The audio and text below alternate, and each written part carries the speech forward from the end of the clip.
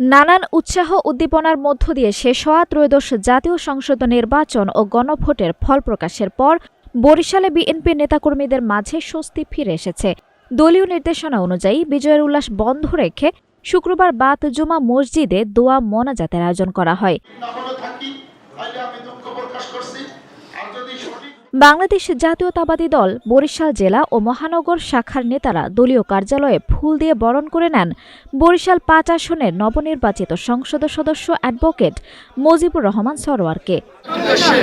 ভোটারদের উদ্দেশ্যে হচ্ছে তারা জন আকাঙ্ক্ষাকে আমরা ইনশাল্লাহ পূর্ণ করব, তাদের শান্তি নিরাপত্তা উন্নয়ন ইনশাল্লাহ আমরা বাস্তবায়ন করার জন্য চেষ্টা করব।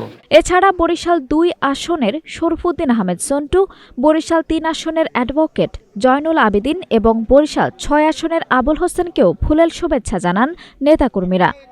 মানুষ ধানের শীষের প্রতীক মনে করেছে যে এই প্রতীক হচ্ছে সঠিক প্রতীক, যে প্রতীক আগামী দিনে এই দেশকে এগিয়ে নিয়ে যাবে। এ সময় সুষ্ঠু ও নিরপেক্ষ ভোট আয়োজনের জন্য প্রশাসনকে ধন্যবাদ জানানো হয়। পাশাপাশি মূল্যবান ভোট দিয়ে নির্বাচিত করায় ভোটারদের প্রতি কৃতজ্ঞতা প্রকাশ করেন নবনির্বাচিত প্রতিনিধিরা এবং নির্বাচনে প্রতিশ্রুতি বাস্তবায়নের অঙ্গীকার ব্যক্ত করেন। আল্লাহর কাছে হাজার শুকর যে আমরা বিজয়ী হয়েছি এবং আমাদের বরিশালের সবগুলো সিট আমরা পেয়েছি, এই জন্য আমি আল্লাহর কাছে হাজার শুকর রাখি।